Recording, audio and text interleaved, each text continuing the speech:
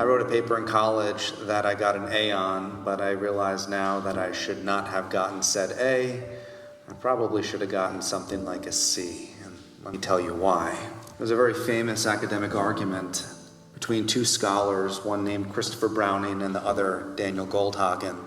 Christopher Browning wrote many seminal pieces of scholarship on the Holocaust, and he wrote Ordinary Men, which was a bestseller. At the same time that he was doing research on this book, which was about Police Battalion 101, a group of German reservists who were called to duty. These were Germans in their 40s, plumbers, clerks, people in finance. A man named Daniel Goldhagen, also a scholar in his own right, researched the exact same documents that Browning had used to write his thesis on Ordinary Men, and his book was called Hitler's Willing Executioners. And the books presented two very contrary views on how Germans could commit the atrocities of the Holocaust. Police Battalion 101 was the group responsible for executing Jews at point-blank range.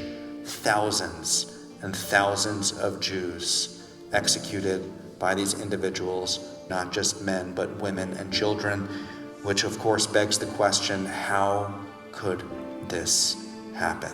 Goldhagen's argument, which was generally dismissed in the academic community, was essentially that a latent eliminationist and this virulent anti-Semitism existed in German society. These weren't ordinary men, these were ordinary German men. And there's a difference between ordinary men and ordinary Germans. And this kind of anti-Semitism had been so prevalent in German society, except people didn't notice. It was latent, it was hidden, and people brushed off small instances of anti-Semitic outbreaks here and there. Browning had a completely different thesis, drawing a lot on the research of Stanley Milgram and Zimbardo, famous psychological and sociological experiments about how human beings could commit atrocities. He essentially said that you wouldn't believe the camaraderie that existed in these groups. You wouldn't believe the pressure they were under to follow orders. And he said that these ordinary men didn't do these horrible atrocities because they hated Jews. They did it because they loved each other. And they did it because that's what they were commanded to do. And so the paper I wrote, I said, I think Goldhagen is just flat out wrong.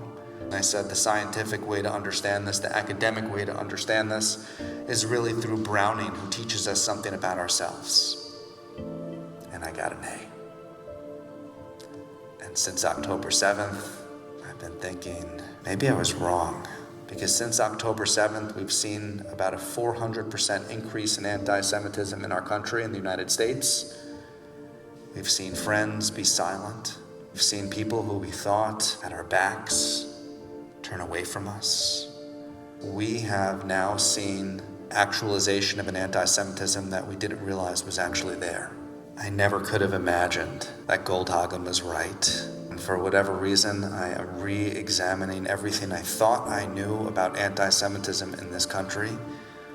To ignore Daniel Goldhagen in the academic community was a huge mistake. And now I think everyone should go pick up his book and read it.